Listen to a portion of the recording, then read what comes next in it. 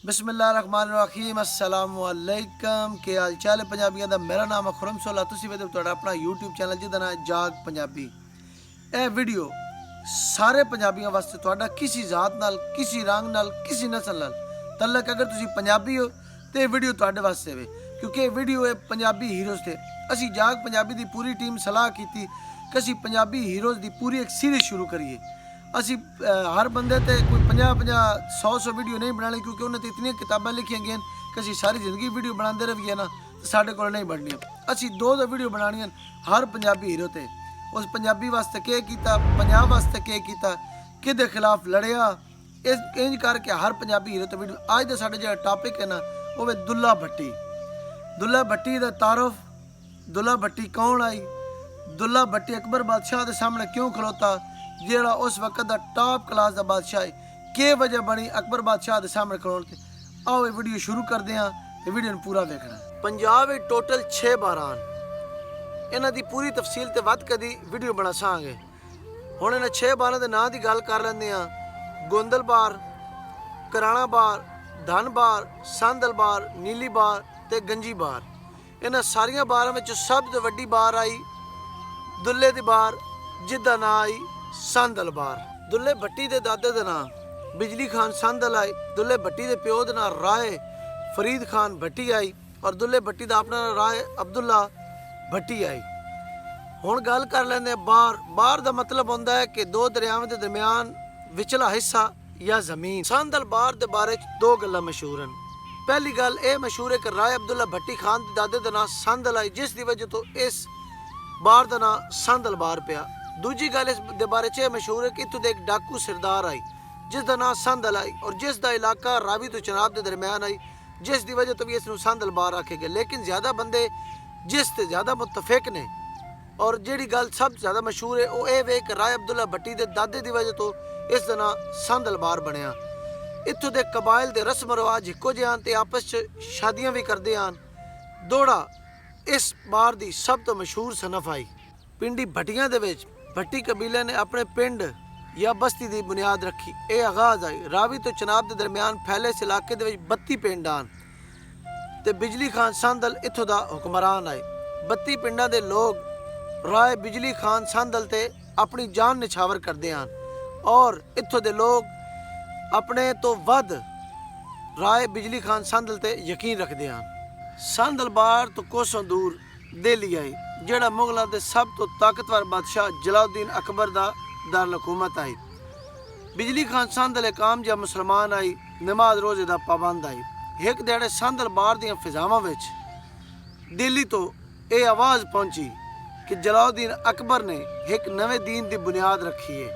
इत्थे हुण दो गल्लां बड़ियां तुहानूं समझण वालियां कि बिजली खान सांदल जेड़ा उस दे अकबर बादशाह दो मसाइल बने जिन्हां दी मैं तफसील इस वीडियो च अगे देना। एक आई जबरी कानून जेड़ा किसानां ते लाया गया, जबरी टैक्स। दूजा दीन इलाही, दीन अकबरी जेड़ा आई। इहदे अगे जाके मैं तुहानूं दोवें तफसीलां देना। मुगल बादशाह ने अपने दौर दे विच एक नवे दीन की बुनियाद रखी जिस दा नाम दीन इलाही या दीन अकबरी आई। इस मजहब के बनाने दी ढेर सारी वजूहात, लेकिन मैं एक दो इत्थे तुहाडे नाल शेयर कर सकदा। पहला, ये सारे मज़ाहिब नूं इकट्ठा एक छतरी थले लियाउणा चाहते, जिहदे विच मुसलमान, सिख, ईसाई, जरतश जी अग की पूजा करन, होर भी जितने बुद्ध जितने होर भी मज़ाहिब उन्होंने सारियां दे खालस सूलन इकट्ठा करके एक इस नवा दीन बनाया, जिदा मैं तुहानूं पहले दस्सिया कि दीन इलाही या दीन अकबरी इस ना रखा। इहदी सोच आई कि इस दीन के जरिए नवा दीन जिहड़ा मैं बनाया, इहदे जरिए माशरे दे विच ना इंसाफियाँ खत्म हो सन ते भाईचारगी बध सी गई। दूजा ये वे कि इसनूं एक हिंदू कुड़ी पसंद आ गई, इस उस नाल शादी करने वास्ते ये नवा दीन बनाया ताकि मैं इस दीन के जरिए उस नाल आराम नाल शादी कर सकां। दूजा मसला जिहड़ा सांदल खान दा बनया अकबर बादशाह नाल, वो आई जबरी टैक्स। किसानां कोलों साल दे दाने इकट्ठे होए होने, जो कुछ होया होना आके लुट लट के लै आना। सांदल खान आख्या कि असीं तुहानूं टैक्स क्यों दईए, तुसीं बाहरों आए हो, असीं इत्थों दी जम पालां, साडी अपनी जाए, तुसीं कौन होंदे असीं तुहानूं टैक्स दईए। उत्थों मजामत शुरू हुई। अकबर बादशाह ते सांदल खान आमने सामने हो गए। अकबर बादशाह के दरबार च ये खबर पहुंची कि सांदल खान भट्टी खानदान जिहड़ा है वे सांदल बार सारी वो साडे खिलाफ है। ते अकबर बादशाह ने हुक्म दिता कि सांदल बार दे मुकीनन इबरत दा निशान बना दियो।